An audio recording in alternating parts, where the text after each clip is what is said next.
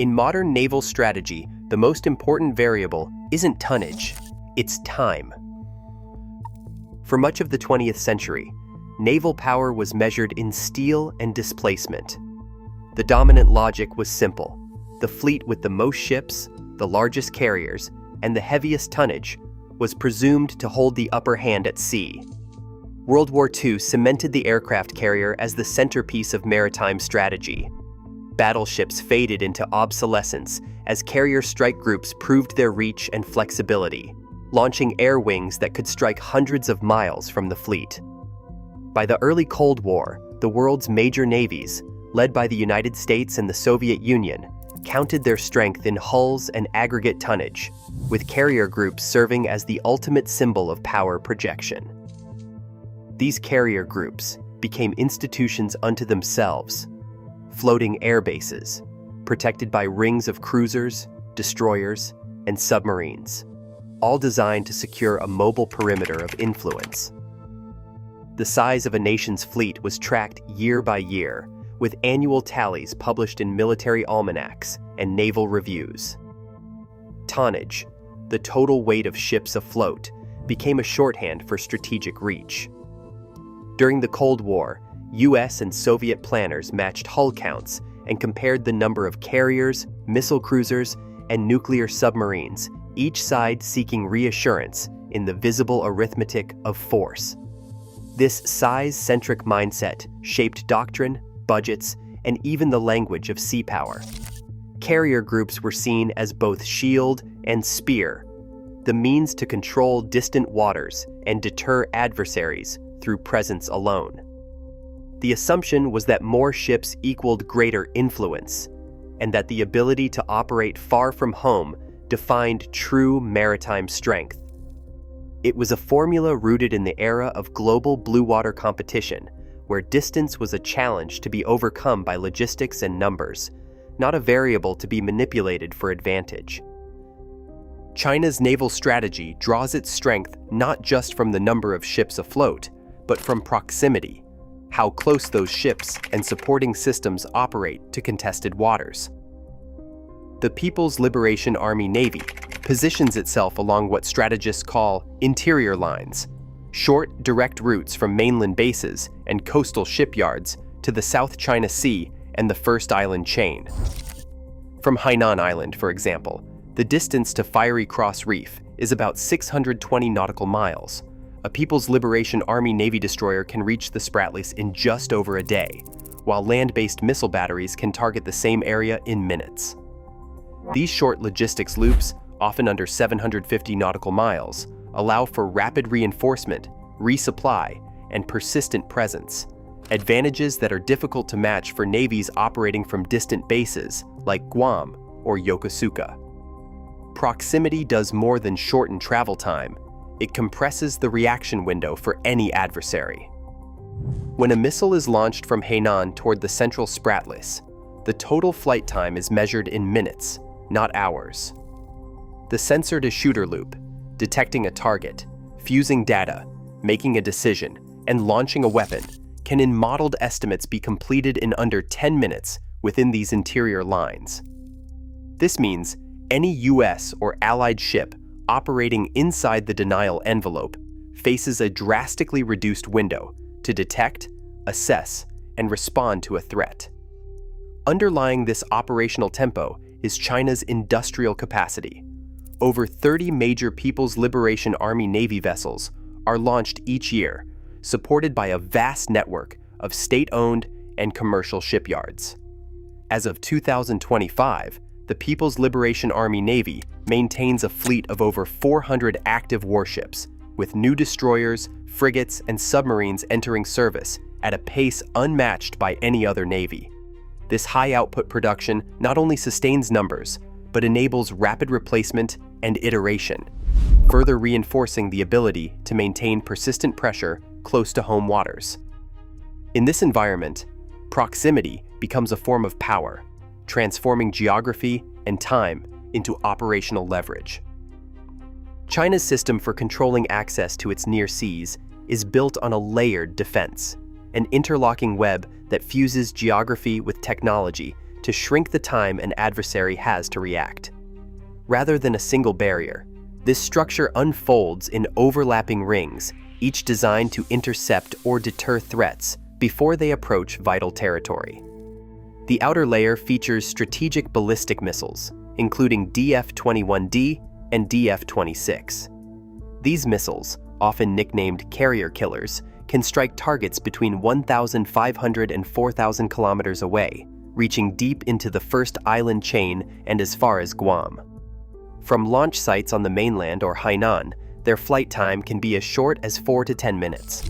For any force operating inside this envelope, the window from detection to impact is less than 10 minutes, barely enough time for evasive action or layered defense. Inside this ballistic missile ring, operational cruise missiles like the YJ-18 and CJ-10 extend the threat. Launched from ships, submarines, or coastal batteries, these missiles reach 1,200 to 2,000 kilometers and fly at low altitudes, challenging shipboard defenses from multiple directions. The multi-directional threat complicates both attack and defense, forcing adversaries to account for strikes from land, sea, and below the surface. A dense sensor grid underpins these strike layers. Over-the-horizon radars, satellites, and maritime patrol aircraft feed data into integrated command networks. The entire process, from detection to launch, can take less than 10 minutes in optimal conditions. Even with electronic warfare or poor weather, the decision loop remains far faster than traditional naval operations. This compressed timeline is central to China's doctrine.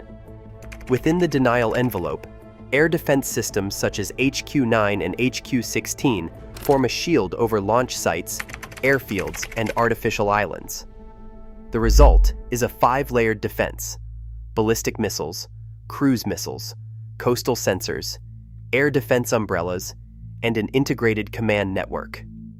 Each layer reinforces the others, ensuring the defensive web remains resilient, even if one segment is degraded. Civilian vessels flying the Chinese flag now form a constant shield around disputed reefs and shoals in the South China Sea. On any given day, more than 150 maritime militia boats may cluster near Fiery Cross Reef or Mischief Reef, their positions tracked by satellite, but their intentions cloaked in ambiguity. These are not ordinary fishing boats. Many are steel-hulled, equipped with reinforced bows and advanced communications gear, operating under the direction of local militia captains who maintain regular contact with the People's Liberation Army Navy and the Ministry of Agriculture. Their presence is not accidental. By swarming around contested features, these vessels create a living barrier that complicates foreign patrols, blocks resupply missions, and provides real-time intelligence to Chinese command centers.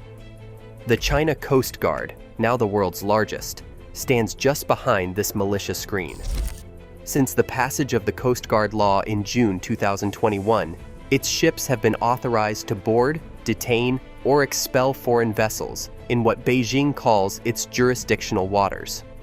Article 25 of the law explicitly permits the use of force, including water cannons, ramming, and even live ammunition, if deemed necessary for enforcement. Coast Guard cutters, some exceeding 6,000 tons, routinely patrol within 12 nautical miles of features claimed by other nations, citing domestic law as justification for their presence. This legal framework provides a civilian face to what is, in effect, a policy of persistent, low-intensity coercion. Artificial islands such as Fiery Cross Reef have undergone a gradual but deliberate transformation. What began as civilian construction projects now support 3,000-meter runways, radar domes, and HQ-9 surface-to-air missile batteries. By 2016, Fiery Cross could host both maritime patrol aircraft and Type 056 corvettes, allowing China to project a continuous envelope of surveillance and denial over the central Spratlys.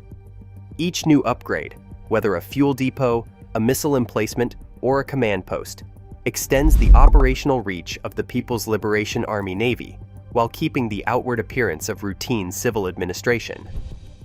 Through these gray zone tactics, China normalizes its presence and control without triggering open conflict. The effect is cumulative, a persistent, ambiguous pressure that compresses the reaction window for regional actors and steadily shifts the status quo, one patrol and one island upgrade at a time. Inside the denial envelope, time becomes the rarest commodity. For ship commanders, every nautical mile closer to the coast means minutes shaved off the reaction window. At 1 nautical mile, there are roughly 3 minutes to detect, decide, and act before a missile or fast-approaching vessel arrives. The OODA loop, observe, orient, decide, act, shrinks under this pressure. A destroyer operating within 100 nautical miles of a missile battery faces a potential threat in less than 5 minutes. The math is unforgiving, turning proximity into psychological leverage. Commanders must process sensor data, weigh options, and issue orders at a tempo driven by geography, not preference. Each decision carries the weight of compressed time, where hesitation risks loss, and speed offers only a narrow margin of safety.